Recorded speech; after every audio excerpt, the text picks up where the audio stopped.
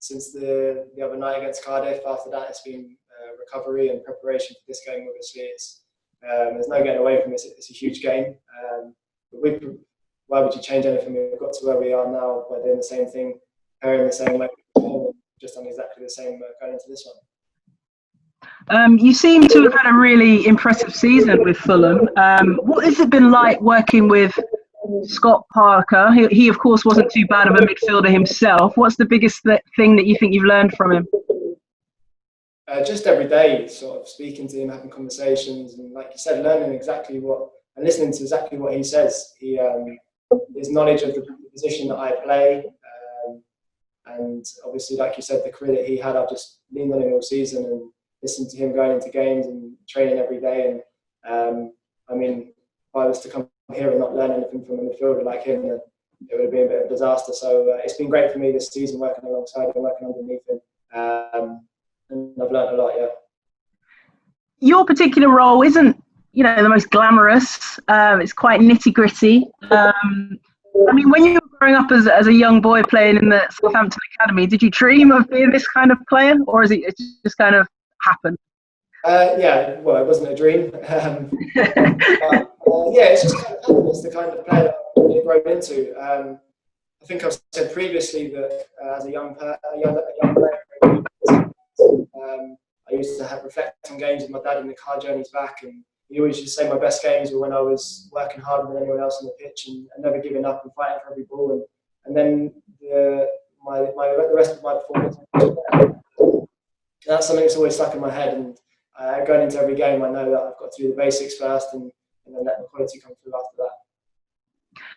Now, considering the impressive season that you've had, you've obviously enjoyed working with Scott Parker. Where would you want to be playing your football next season? Good question.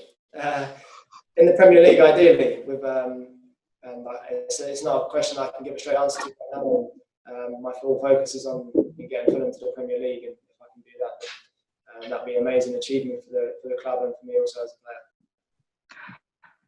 Fair enough. And just finally, Harrison, you've had a lot of ups and downs in your career. You had to move away from Southampton. You've been on loan for quite a few years now. But how highly does tomorrow rank in your career, playing at Wembley in a playoff final?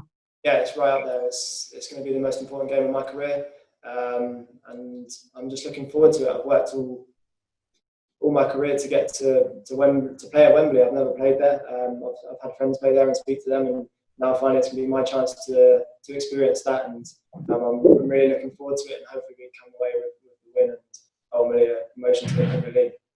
Oh, best of luck, Harrison. Good luck. Thank you very much, Jess. Thank you, Jessica. If you mind going on mute, we'll carry on with broadcast media. We have James Savundra. Would you like to ask a question to Harrison, please? Hi, Harrison. How you doing? Hi, James. Good yourself? Yeah, good, thank you. Harrison, you joined the club last summer, and it was a club that had just been relegated from the Premier League. I wonder how much the mood and the atmosphere has changed at the club, and how you've seen that change over the course of this season. I wouldn't say too much. The atmosphere and the environment which I came into probably a year ago now was one of real positivity and ambition to bounce straight back into the Premier League. And it's the hard work we've done for these 12 months that have given us the opportunity to have a one-game shootout with Brentford and to take us back to where we want to be and what was our target at the beginning of the season. A certain Brentford player said that Fulham will be fearing Brentford because of the 2 results you've had against them so far this season. Is that the way you're feeling about it? Not at all. We're ready. We're prepared.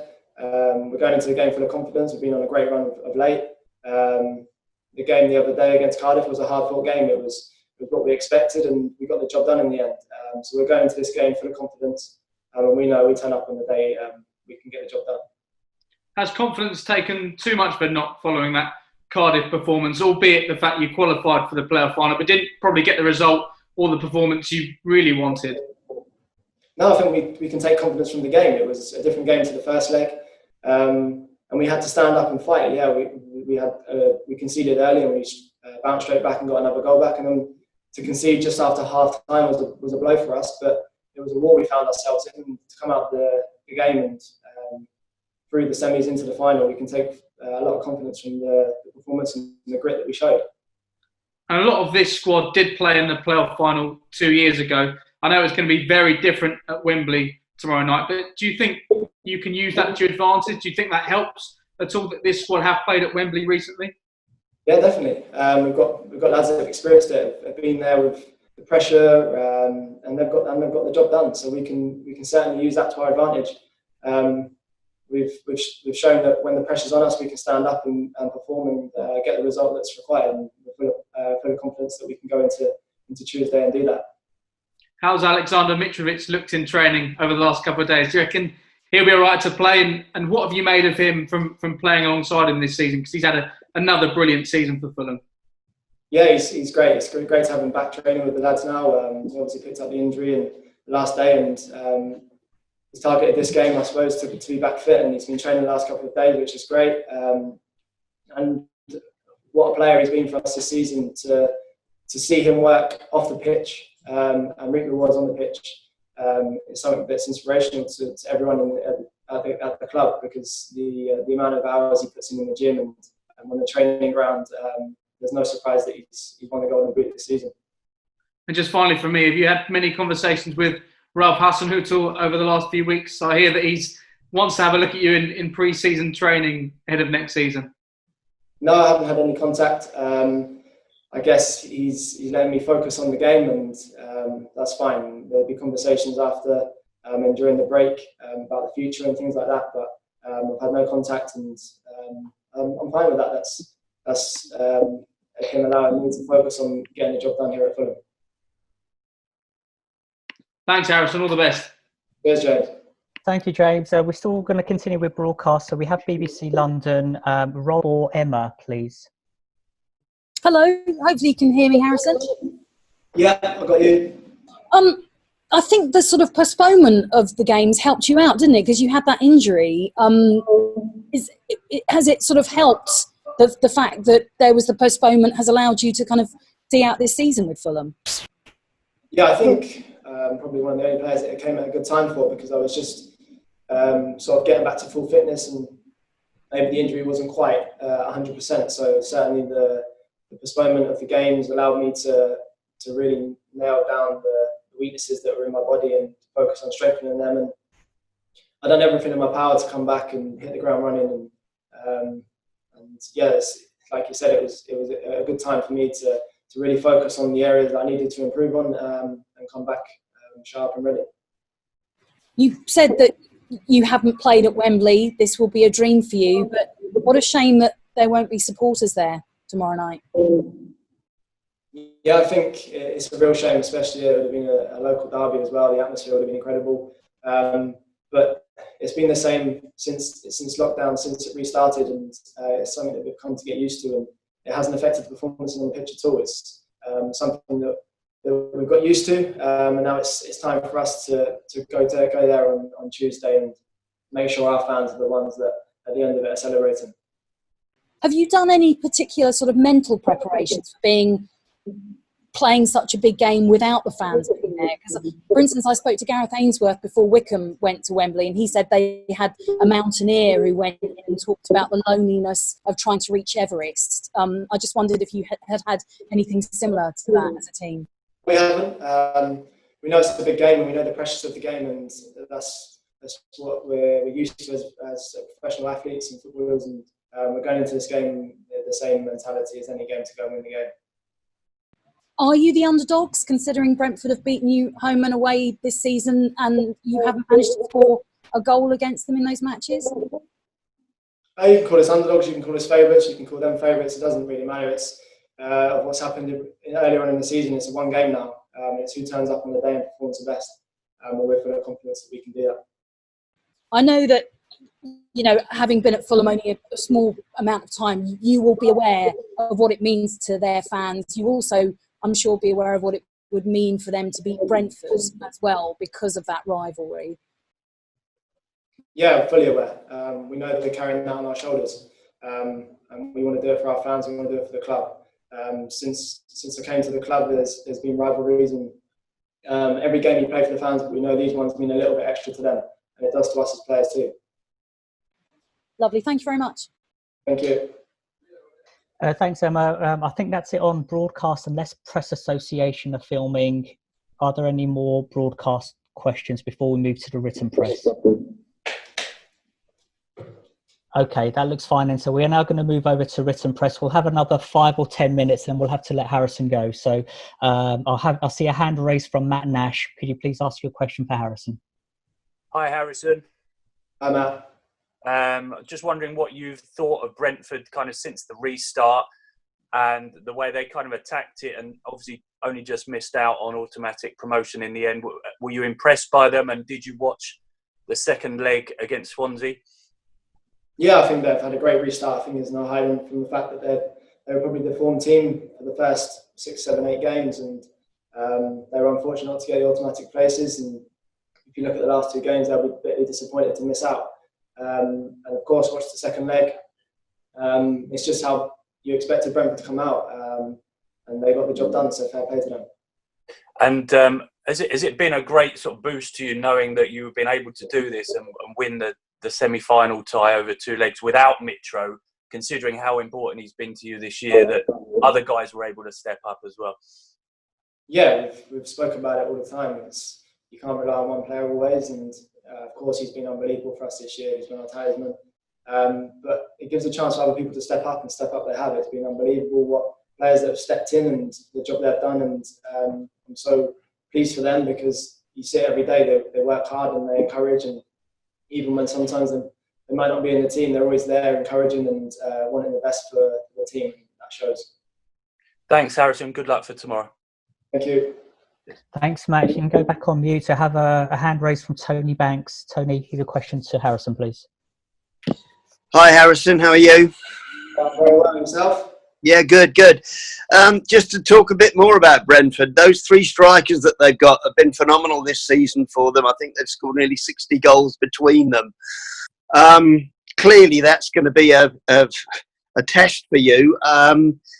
Is that something you focus on, the qualities of the opposition, or you focus more on your own game and doing harm to them? Yeah, a bit of both. I think going into the game, you need to identify the opposition's strengths and come through certainly that strength. We need to nullify that Tuesday. And of course, we need to exploit the weakness that they've got as well. They might be going forward, but we want to peg them back and make sure they're having to defend a lot more than they attack. And I'll just looking at the end of the season, whatever happens now. Do you believe you've come out of this season as a better player, as a stronger player than when you were at the start of it? Yes, certainly. I feel like I've learned a lot this season, working with the manager and all the other players here as well. I've learned a lot and picked the brains of a lot of people, and certainly in my position, having the manager know the position so well and the knowledge he's got of it has helped me no end. Thanks, Harrison. Good luck. Thanks, Tony. Thanks, Tony. If you could please go on mute. I see a couple of more hands raised. We'll go to Alan Smith of Football.London, please. Hi, Harrison. Can I just ask one question? I remember when you made your Southampton debut, Shane Long, I believe, came out afterwards and said that your nickname was Ray Donovan. Is that something that's carried on through the loans, or is it something that's Shane, to be honest? No, it was obviously a comment after the performance against Everton, I think it was, and like we've spoke about and touched previously on this, it's something that I need to do to help the team build and give the team a platform to play and other players express themselves. If I'm not doing my job, then the free flow and attacking football that we want to play probably won't happen as frequently. So I think that one stuck with Shane. I haven't heard it again. All right. Cheers. Thank you. Best of luck tomorrow. Cheers. Okay, we're going to go for the last couple of questions now. We see a hand raised from Ryan Daly of the EFL. Ryan, your question to Harrison, please. Hi, Harrison. Just a quick one, talking around the Championship mainly. How exciting is this league? Obviously, we talked about the final day there that Brentford could have gone up in that automatic promotion place if they would have won on the night. It seems that the entertainment value is always through the roof of the Championship. So could you repeat that? Yeah, we're just talking about the level of entertainment that you get from the championship. It seems that anybody can kind of beat anybody, and it seems like it's a league that is really full of entertainment, no matter what stage of the table that you're at. Yes, it's an unbelievable league. To be a part of it and going into every game, there's no easy game, and like you said, you see some of the results. Some unexpected results most weeks, to be honest, and to be in that, it's great. I've really enjoyed playing in the Championship. It's been very entertaining for us as players and, of course, the fans as well. The level of competition is so high, and you see like the upsets most weeks. It's crazy, and to be a part of that, you have to be in your A game most weeks to find the consistency to be where we are in the league, and then obviously now in the playoff final. So credit to us and the credit to the teams that have gone up, because you have to show consistency in this league and stand up against different challenges every week. And to get out of this league is not easy. How much have you enjoyed playing in this division? How does it help your development to go on to prove that you are a Premier League player? Yeah, massively. Working under 3 great managers in the Championship, and it's been a real learning curve every year, different challenges and different expectations. I feel like this season's probably been the year where I've come on the most, and that's down to the staff and down to the players that I've been training with and working with every day. And then it's down to me to go on the pitch and perform, and I'm happy with my form of late, but there's still more to come.